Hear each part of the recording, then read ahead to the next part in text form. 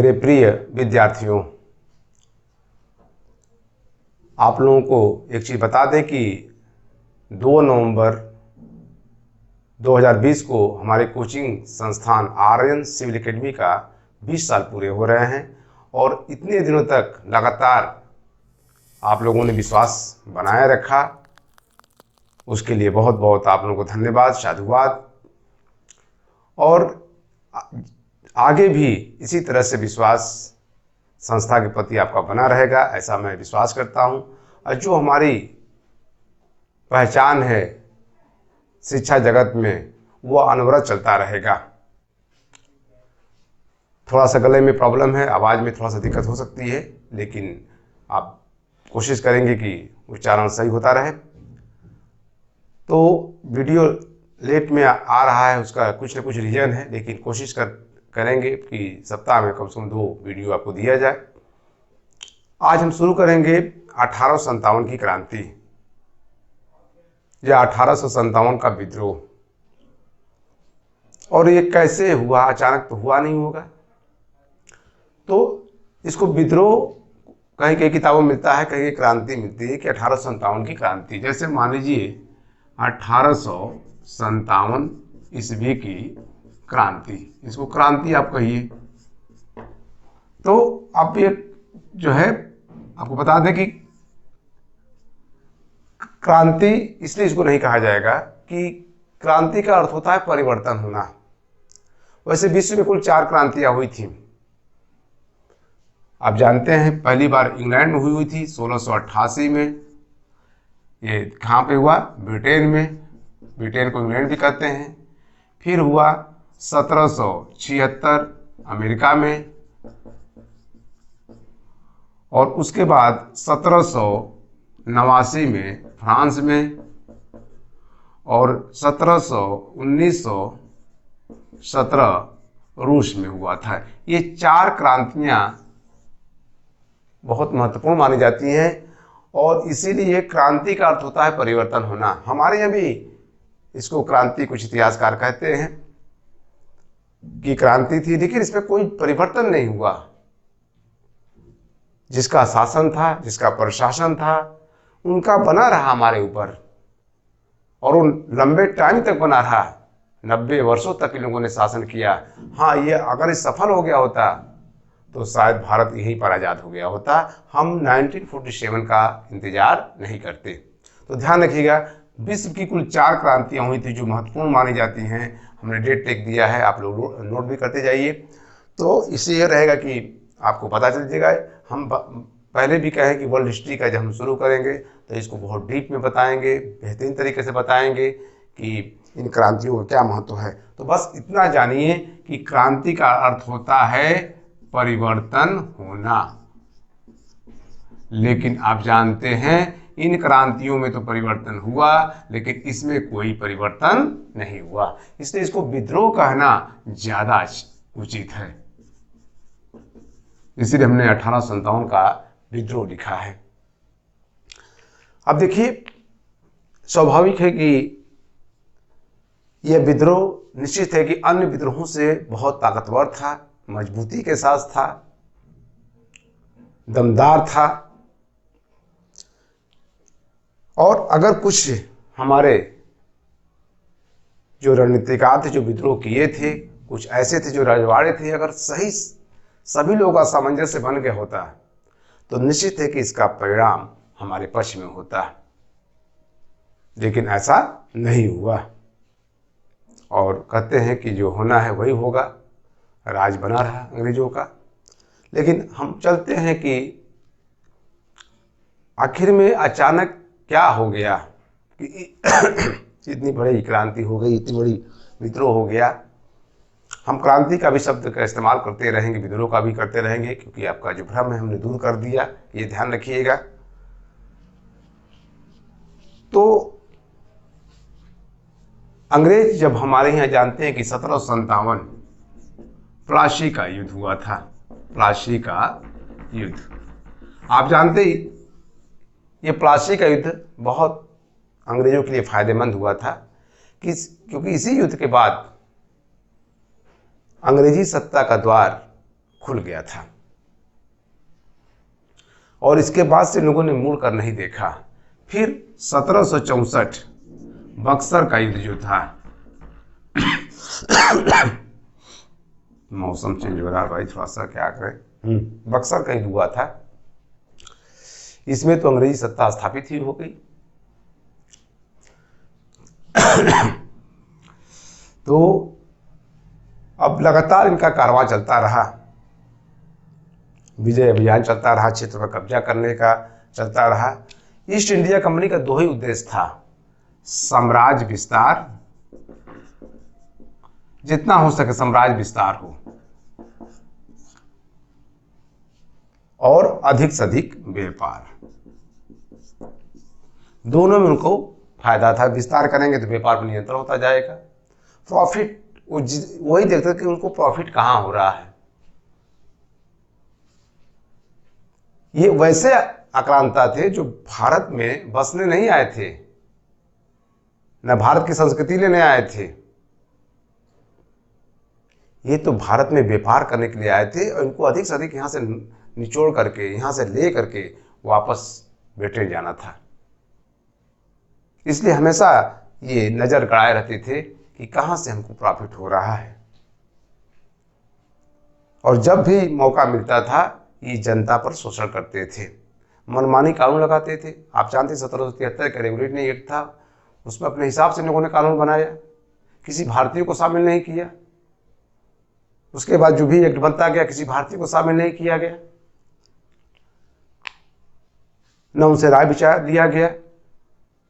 तो ये तो क्लियर था कि वो अपने हिसाब से कानून का निर्माण कर रहे थे, अपने हिसाब से उन लोग उसको हमारे जनता पर, चाहे वो हिंदू हो, चाहे मुसलमान हो, चाहे अन्य धर्म के लोग, थोप रहे थे। हमारे जो संस्कृति थी उसका वो लोग उल्लंघन करते थे या उल्लंघन करवाते थे।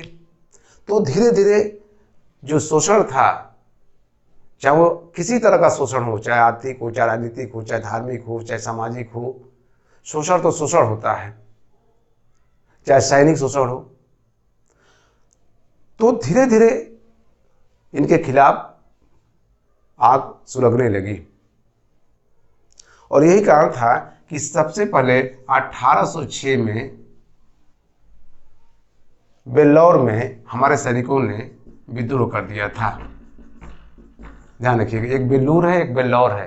ये साउथ इंडिया मद्रास में है और एक बेल्लूर कोलकाता में है, बेल्लूर मठ, दोनों अलग अलग है। यहाँ पर विद्रोह किया था और जानते हैं क्यों किया था? इसलिए किया कि हम जो नियम कानून बना था कि पहले हमारे लोग पगड़ी बांधते थे, कान में बाली पहनते थे और धार्मिक चिन्ह लगाते थे। अंग्रेजों ने कहा कि सब तुम लोग बंद करो, अब न तुम लोग को पगड़ी पहनना है, न धार्मिक चिन्ह लगाना है, न कान में पहनना है, और अब पगड़ी की जगह हैट लगाओगे, टोपी। और आप जानते हो उस हैट में चमड़े का तुर्रा बना रहता था, आज कपड़े का तुर्रा बना रहता है। कभी आप ट्रेनिंग में, पुलिस वालों की जो ट्रेनिंग होती है हमारे, वहाँ देखिएगा जो पगड़ी रहती है उसमें ऐसे तुर्रा बनाता, तो उस समय का जो तुर्रा होता था चमड़े का होता था। तो यहाँ के सैनिकों ने विद्रोह कर दिया, लेकिन उस विद्रोह को कुचल दिया गया क्योंकि छोटे स्तर पर हुआ था, बहुत छोटे स्तर पर हुआ था। और यही नहीं बल्कि समुद्र पार भी हमारे सैनिक नहीं जाते थे क्योंकि सीता मैया को रावण ने हर के ले गया था। तो एक परंपरा थी कि भाई शुभ नहीं माना जाता है, तो ये कहा कि नहीं, अब तुम लोग को समुद्र जहाँ भी जाना होगा समुद्र पार के जाना होना होगा। तो ये बहुत सी चीज़ें थी। यहाँ पे लॉर्ड विलियम बेंटिंक था, कैप्टन था, उसने अधिकारी था, उसने कुचल दिया। वही बेंटिंक जो बाद में गवर्नर जनरल बना भारत का। फिर 1824 में बैरकपुर में विद्रोह हुआ।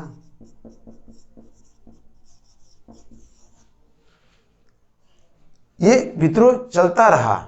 फिर 1826 में भी हुआ, जब बर्मा जाना सैनिक के लिए कहा क्या नहीं गए सैनिक। फिर 1848 में ये विद्रोह हुआ जब लॉर्ड डलहौजी था, जिसने नियम बनाया था, उसका विद्रोह हुआ। तो ये विद्रोह लगातार चलता रहा, रुका नहीं और रुकना भी नहीं था, क्योंकि अब देखिए आपको बता दें कि हमें लगता है कि आप नोट करते भी जाते होंगे, और जो भी आपके पास बुक हो आप पढ़ते जाइए, हमारा लेक्चर सुनते जाइए, हमें लगता है कि आपको बहुत फायदा होगा। अब देखिए आपको बता दें कि तो कभी कभी छोटी छोटी घटनाएं बड़ा रूप धारण कर लेती हैं। हमने इसको इसलिए चर्चा किया कि देखिए छोटी छोटी चीजें चल रही थी। एक छोटा सा उदाहरण बताएं आपको कि गांव में या मोहल्ले में या किसी भी शहर में छोटे छोटे विवाद बड़ा विवाद बन जाता है। नाली के विवाद होता है और बहुत छोटा मामला होता है, 1 फीट नाली का, 1 फीट बर्जे का, 1 फीट रोड का, और उसमें भाषा बस ही नहीं होता है, गाली गलौज से स्टार्ट होता है, गोली चल जाती है, लोग मर जाते हैं। सोचिए, तो यही इस क्रांति का भी ही स्वरूप था। छोटी छोटी घटनाएं चल रही थी, झड़पें चल रही थी, रुकी नहीं थी, चल रही थी। लेकिन जब आप किसी के धार्मिक मामले में हस्तक्षेप कर देंगे तो वहीं पर दिक्कत होती है। धर्म बहुत नाजुक होता है, और यही कारण है कि पहले भी आज भी धर्म के प्रति बहुत जल्दी उबाल आता है लोगों में। जब उनके धार्मिक मामले में हस्तक्षेप शुरू किए तब उनके अंदर उबाल आ गया और एक मंच पे आ गए, और उसकी हम चर्चा करेंगे। और वो था, वह चिंगारी जो लगी, जो चल रही थी, जो आग सुलग रहा था, वह विस्फोटक रूप तब ले लिया जब इन लोगों ने चर्बीयुक्त कारतूस का प्रयोग किया, जो कि इस क्रांति का तात्कालिक कारण था। खैर, तो ये धीरे धीरे जो चलता रहा। अब इस क्रांति, इस विद्रोह का स्वरूप कैसा था? देखिए, कारण अलग होता है। बीए में या एमए के लोग एग्जाम दे रहे हैं, और ये जो है या इंटर का भी जो लड़के दे रहे हैं वो भी सुनते हैं हमारे। देखिए, कारण अलग है, रीजन, और उसका स्वरूप कैसा था ये अलग चीज होता है। इसकी प्रकृति कैसी थी, इसका नेचर कैसा था, ये जानिए। अब इस जो विद्रोह हुआ था, जिसको क्रांति भी कहा जाता है, कुछ इतिहासकार कहते हैं, तो आखिर में इसका नेचर कैसा था, इसकी प्रकृति कैसी थी, इसको क्या क्या लोगों ने कहा? आप जानते हैं, अंग्रेजी जो इतिहासकार हैं, जो साम्राज्यवादी नीति के पोषक हैं, जो अपने देश के विरोध नहीं कर सकते हैं, उनकी बातों को विरोध नहीं कर सकते हैं, कलम नहीं चला सकते हैं, उन लोगों ने इसको केवल सैनिक विद्रोह की संज्ञा दी। हमारे यहाँ भी कुछ लोगों ने भी यही कहा कि यह सैनिक विद्रोह था। लेकिन किन किन लोगों ने क्या क्या कहा, ये क्वेश्चन जरूर बनता है, और अगर आप इस पर ध्यान नहीं देंगे तो आपका क्वेश्चन गलत हो जाएगा, जानते हुए भी गलत हो जाएगा। विशेषकर जो इस समय टीजीटी पीजीटी की वैकेंसी आई, जो तैयारी कर रहे हैं, दरोगा की जो अभी वैकेंसी एग्ज़ाम होने वाले हैं, उसकी भी वैकेंसी कभी भी आ सकती है, बहुत टाइम नहीं दिया जाएगा। तो पढ़ाई तो आपका हर चलता ही रहना चाहिए। तो देखिए, जैसे ये चल रहा था, आग सुलग रही थी और विस्फोटक रूप धारण कर लिया, वैसे ही पढ़ाई भी चलती रहनी चाहिए, ताकि जब एग्जाम आए तो आप उसको फतह कर जाए, विजय कर लें। अब देखिए, तो किन किन लोगों ने क्या क्या बातें कही, ये जानना जरूरी है। हम इसको बोर्ड पर लिखते जाएंगे, ताकि आप जो है उसको लिखते जाइएगा, ठीक है। अब देखिए, लॉरेंस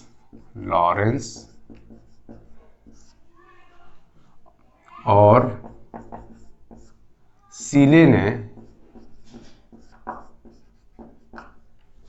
इसे सैनिक विद्रोह कहा, इसे सैनिक विद्रोह कहा।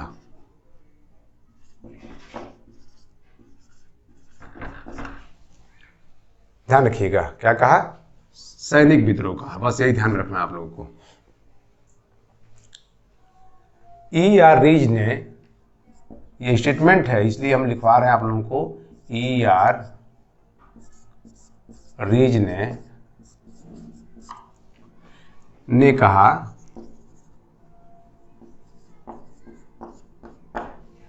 यह धर्मांधों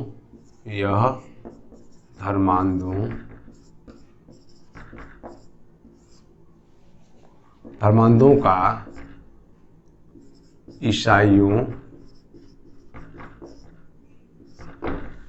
ईसाइयों के विरुद्ध युद्ध था। ये सब कई बार स्टेटमेंट पूछा है, ध्यान में रखिएगा, चाहे छोटा एग्जाम हो चाहे बड़ा एग्जाम हो, ठीक है। तीसरा, जितनी चीजें हम थोड़ा सा आप नोट करते जाइएगा ताकि हमको लोग, जेम्स आउट्रम और डब्ल्यू टेलर ने कहा, जेम्स आउट्रम तथा डब्ल्यू टेलर ने कहा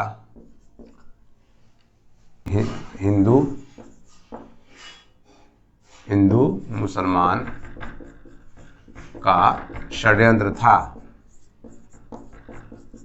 ठीक। और टी आर होम्स ने कहा कि ये बर्बरता तथा सभ्यता के बीच युद्ध था।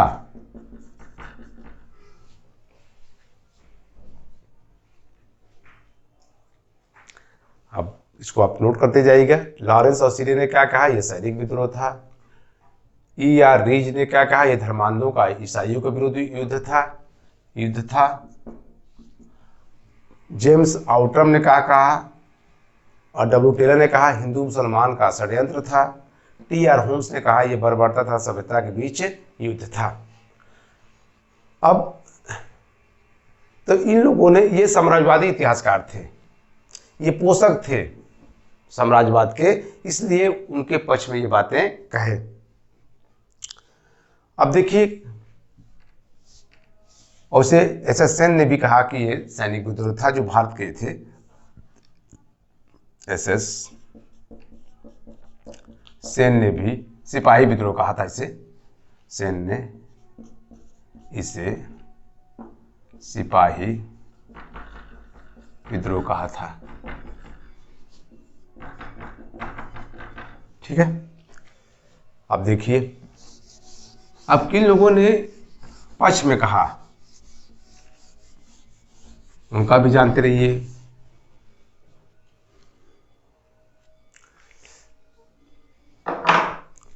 जैसे डिजरेली, ध्यान रखिएगा, डिजरेली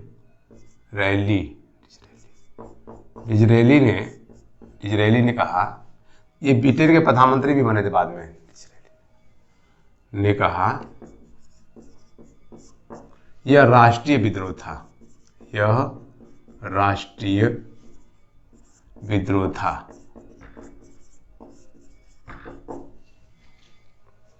एकमात्र एक व्यक्ति थे जो कहे कि यह राष्ट्रीय विद्रोह था।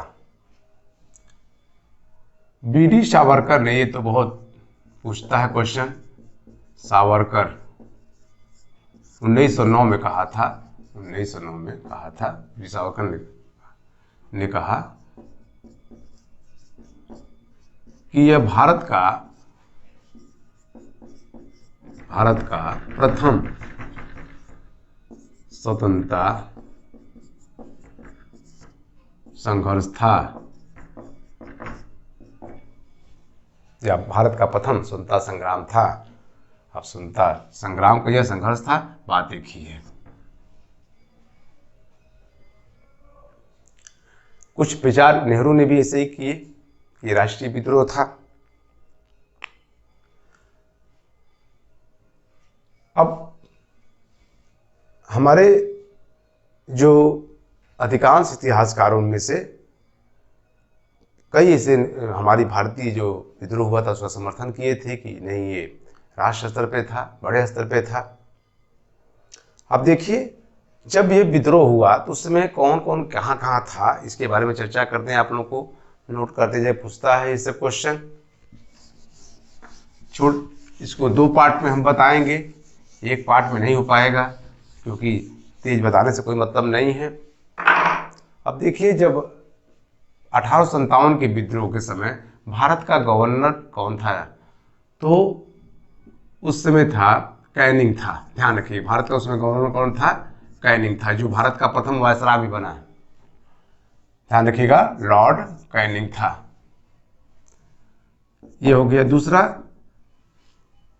जब क्रांति हुई थी तो ब्रिटेन का प्रधानमंत्री कौन था, ध्यान रखिएगा। ब्रिटेन का उस समय प्रधानमंत्री, ये भी पूछता है कई बार, तो पाल्मर्स्टन था। ध्यान रखिएगा, पाल्मर्स्टन था, ब्रिटेन का प्रधानमंत्री उस समय था।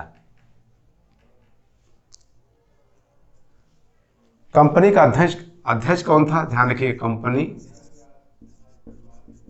कंपनी का अध्यक्ष उस समय कौन था, तो मैगल्स था। मैगल्स था। अब देखिए चौथा, आप जानते हैं कि इस क्रांति को, इस विद्रोह को प्रसिद्ध उर्दू शायर मिर्जा गालिब ने देखा था। ध्यान देखिए, ये भी पूछा है क्वेश्चन कई बार, मिर्जा गालिब ने देखा था। ये उर्दू के प्रसिद्ध शायर हैं। आप जानते हैं बहादुर शाह जफर भी शेर व शायरी का बहुत शौक रखते थे, या दोनों का बड़ा जमता था। अब उस समय मुगल सम्राट कौन था, जो औपचारिक उसके किले के अंदर ही था, मान लीजिए, तो बहादुर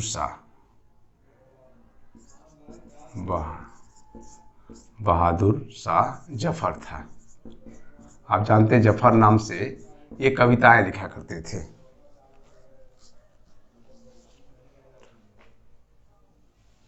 दिल्ली शास्त्रागार का अध्यक्ष था बिलोबी। बहुत काम किया था अंग्रेजों के लिए, अपनी जान इसने कुर्बान कर दिया। अगर शास्त्रागार लूट लिए होते तो काम ही हमारा हो गया होता। तो कुछ ऐसी चीजें थी जिसके बारे में हमने आपको चर्चा करना जरूरी था। अब देखिए, अभी हमने बताया कि ये तो हमने फैक्ट के रूप में आपको बता दिया, लिखवा दिया। अब आप इस पर नोट करते जाइएगा। अब कारण क्या, इसका रीजन ध्यान रखिए। विद्रोह के कारण, तो हमने कहा एक रीजन नहीं था, कई रीजन थे। पहला था राजनीतिक कारण। दूसरा था सामाजिक कारण। तीसरा था आर्थिक कारण। धार्मिक कारण, सैनिक कारण। ये तो एक रीजन नहीं था। राजनीतिक, सामाजिक, आर्थिक, धार्मिक, सैनिक, ये सारे रीजन थे विद्रोह के। तो सबसे पहले राजनीतिक कारण में हम बता दें कि कोई भी भारतीय ऊंचे पद पर नियुक्त नहीं होता था। राजनीति में उनको, विशेषकर जो भी गवर्नर जनरल की परिषद होती थी या कोई प्रशासनिक पद होता था, भारतीयों को नहीं दिया जाता था। दूसरी चीजें थी कि ये लोग अधिक से अधिक साम्राज्य को क्या करते थे, अधिग्रहण भी करते थे। कैनिंग ने भी यही काम किया। आप जानते हैं कि ये शुरुआत हुआ था सहायक संधि से। लॉर्ड वेलेस्ली को भारत में सहायक संधि की शुरुआत किया, और सहायक संधि से ही लोग का पेट नहीं भरा। ये चाहते थे नहीं अब राज्य हमारा हो पूरा।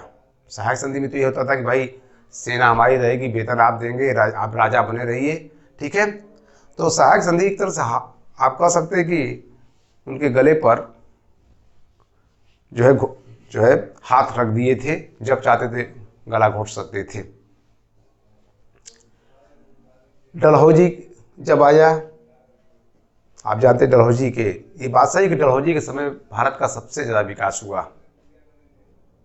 डलहौजी के ही समय सबसे ज्यादा राज्यों का हड़प्पा भी गया है। उसका निगेटिव है तो पॉजिटिव भी है, ये अलग बात है भाई। आप जानते हैं कि रेलवे जो हमारी यहाँ ट्रेन चली भारत में, रेलवे लाइन जो बिछा, उड डिस्पैच जो शिक्षा नीति की जो लागू हुई, तो बहुत से काम किया डलहौजी ने, ये हम नहीं कर रहे हैं, लेकिन उसके अगर में उसने दिया भी। आप जानते हैं कि इसकी सबसे दोषपूर्ण जो नीति इसने अपनाया है वो था गोद प्रथा नीति।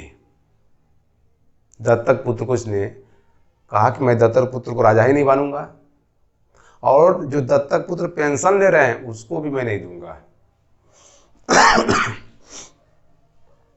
तो क्या हुआ, ये भी दिक्कत हो गई कि अब जो है राज ही नहीं रहेगा, पेंशन भी चली गई। तो ये भी रीजन था। ध्यान रखिएगा कि वो जो रजवाड़े जिनका राज छिन गया था, आप जानते हैं सतारा, उदयपुर, बघालकाट, नागपुर, झांसी, रानी लक्ष्मी भी यहाँ की थी, ऐसे राज्यों को इसने दत्तक पुत्र के आधार पर छीन लिया, नियम बना दिए थे, कानून बना दिया था। और आप जानते हैं कि अवध जिसको कुशासन के आधार पर इसने अधिग्रहण किया था, यही एक ऐसा राज्य था। क्वेश्चन बनता है कि किस राज्य को डलहौजी ने कुशासन के आधार पर अधिग्रहण किया, तो अवध था। तो ये सभी राज्य नाराज चल रहे थे।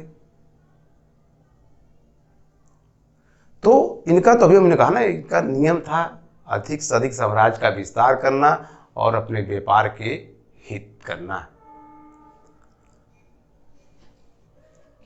सामाजिक में ये बहुत भेदभाव करते थे समाज में। होटलों पर लिखा रहता था मोटा मोटा से कि कुत्ते तथा भारतीयों का प्रवेश क्या है, वर्जित है। सोचिए, हमारे देश में रह रहे हैं, हमारे ही की बात लिख रहे हैं, no allow Indian, no allow dog. पार्कों में ये बैठने नहीं देते थे, किसी को घुसने, अगर ये हैं तो कोई घुस नहीं सकता था। यहाँ तक कि ट्रेनों में सफ़र जो करते थे, अगर वीआईपी क्लास में हैं, अगर कोई घुस गया तो बाहर कर देते थे। सोचिए कि कितना इनका जबरदस्ती था, कितना मतलब ये जो क्रूर हो गए थे हमारे समाज, जो हमारे देश में इस राज कर रहे थे। आप खुद सोचने वाली बात है, और कितना नफरत के भाव से ये हम लोग को देखते थे। हर दृष्टि से निम्न दिखाने की कोशिश करते थे और कहते थे कि जो ईसाई जाति है वो सर्वश्रेष्ठ जाति है। तो सामाजिक दृष्टि से भी हमको नीचा दिखाने का प्रयास करते थे जब भी मौका इनको मिलता था। आर्थिक स्थिति से आप जानते हैं कि औद्योगिक क्रांति सबसे पहले कहाँ हुई थी, इंग्लैंड में हुई थी। अब क्रांति हो गई तो उनके लिए कच्चे माल चाहिए, कल कारखाने कैसे चलेंगे, उद्योग कैसे चलेगा, तो उसके लिए कच्चे माल, तो यहाँ से औने पौने दाम पर कच्चे माल ले जाते थे और वहीं से वो माल बना करके हमारे यहाँ भारत में ऊंचे दाम पर क्या करते थे, बेचते थे। हमारे यहाँ जो भी उद्योग धंधे थे उसको इन लोगों ने चौपट कर दिया। कार्ल मार्क्स ने कहा है, आप जानते हैं जर्मनी का रहने वाला था कार्ल मार्क्स, जो पूंजीवाद का जबरदस्त विरोधी था। इसने कहा कि ये अंग्रेज घुसपैठिए थे जो भारतीय खड मतलब लूम, ध्यान रखिएगा, लूम को इन लोगों ने क्या कर दिया, तोड़ दिया, जिस पर कपड़े इत्यादि बुने जाते थे। अब इसी से अंदाजा लगा लीजिए कि हर दृष्टि से हमारे आर्थिक, कृषि के लिए कर तो लगाते थे, टैक्स तो लगाते थे, लेकिन कृषि के लिए कोई व्यवस्था नहीं करते थे। पूरी कृषि हमारी वर्षा पर आधारित थी, लगान बड़ा बड़ा लगाते थे। आप जानते हैं कि 1893 में ही जमींदारी व्यवस्था भारत में लगा दिया लॉर्ड कॉर्नवालिस ने। ये जमींदारी व्यवस्था बड़ी खतरनाक सिद्ध हुई। ये जमींदार शोषण करते थे, मारते थे, पीटते थे किसानों को बेचारे, अपना खेत अपने कर्जा लेकर के साहूकार से किसी तरह से पैसा देते थे। ये सोचते नहीं थे कि भाई लगान लगा रहे हो, व्यवस्था नहीं कर रहे हो। कितने बुनकरों ने तो अपना हाथ कटवा लिए थे। ये बहुत बड़ी बात मानी जाएगी कि हर तरह से इन लोगों ने हमारा शोषण किया। देख लीजिए ना, स्थिति कितनी दयनीय हो गई।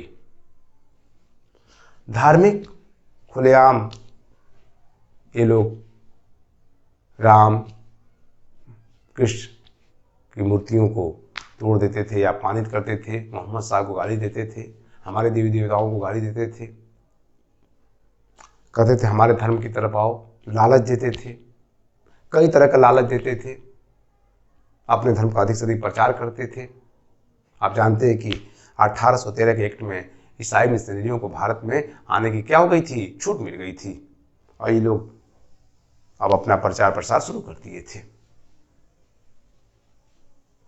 तो हमारे धर्म पे भी हमला इन लोगों ने शुरू कर दिया।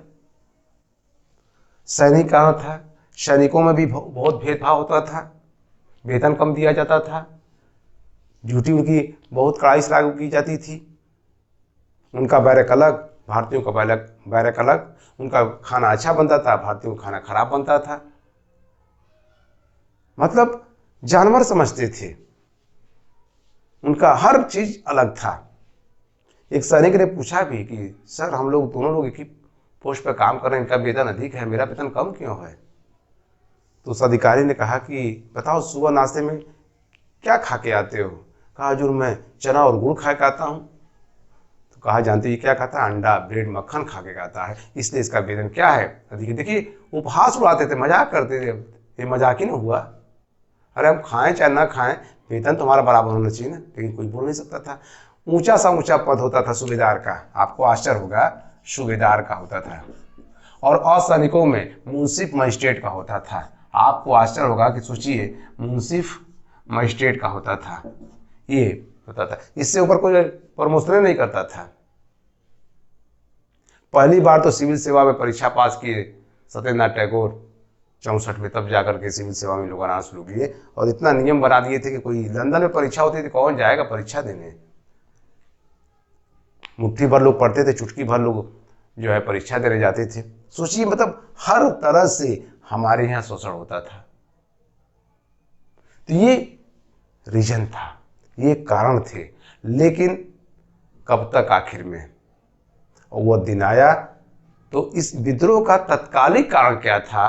तो चर्बी युक्त कारतूस, बस ये ध्यान रखिएगा। जब उसी समय ब्राउन बैस की जगह इनफील्ड राइफल का आविष्कार हुआ था, और इनफील्ड राइफल इतनी बेहतरीन ये राइफल थी कि इसका निशाना दूर तक जाता था और अचूक होता था, और उसमें जो कारतूस लगता था उसी कारतूस ने मारा कि अंग्रेजों का काम तमाम कर दिया। उसका जो ऊपरी हिस्सा था जिसमें गाय और सूअर की चर्बी मिली हुई थी, जिसको दांत से खींच करके उस बंदूक के अंदर लगाया जाता था, इसी चर्बी ने कमाल कर दिया।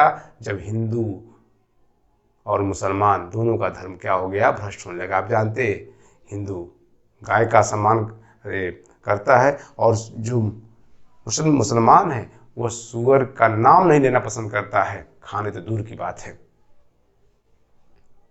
तो यहीं से अब ये शुरू हुआ और इसके खिलाफ बगावत हुई, और इस चर्बी कारतूस, अच्छा अंग्रेज भी नहीं सोचे थे, वो तो हल्के में लेते थे कि उनके यहाँ आम है, उनके यहाँ तो हर तरह का मांस खाया जाता है। आप जानते हैं यूरोप में किसी भी कंट्री में कोई रोक टोक नहीं है, एशिया में ही इस तरह से है, कोई सूअर तो कोई गाय, इस तरह से है।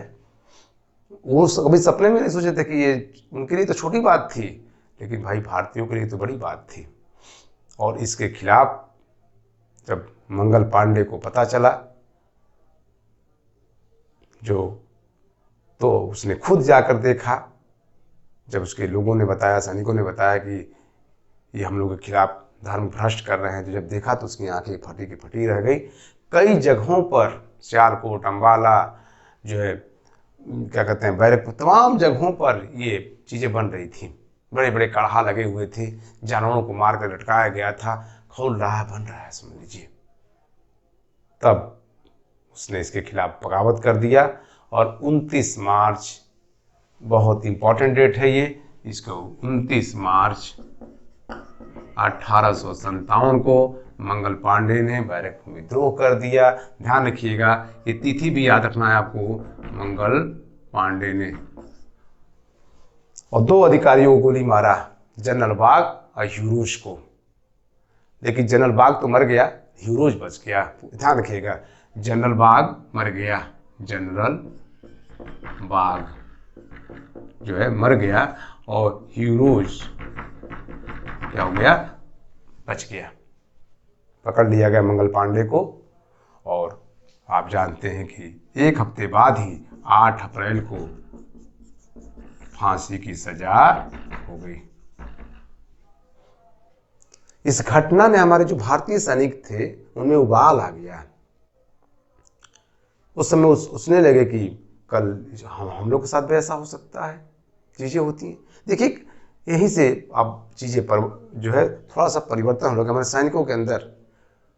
जो ज़्यादातर ऊंचे वर्ग के लोग ही थे सैनिकों में, जो धर्म के प्रति उनकी आस्था थी, उन लोगों के अंदर उबाल आ गया और उन लोगों ने कहा कि अगर हम लोग एक साथ विद्रोह करेंगे तो इन लोगों का बुरिया बिस्तर क्या करेंगे, बांध देंगे। क्योंकि उसमें सेना का जो अनुपात था वह 1:7 था, अर्थात 1 अंग्रेज था और 7 क्या थे, भारतीय थे। और इन लोगों ने कहा कि अगर हम लोग मिल जाएंगे एक साथ तो इन लोगों का रियल में अगर ये सही तरीके से सही चीज़ें हुई होती तो बुरिया बिस्तर अंग्रेजों का बच गया होता, कोई बहुत बड़ी बात नहीं थी। इसीलिए उन लोगों ने विद्रोह करने का निर्णय लिया और एक साथ विद्रोह करने का निर्णय लिया, और वह तिथि निश्चित भी की गई, और वह तिथि निश्चित की गई 31 मई।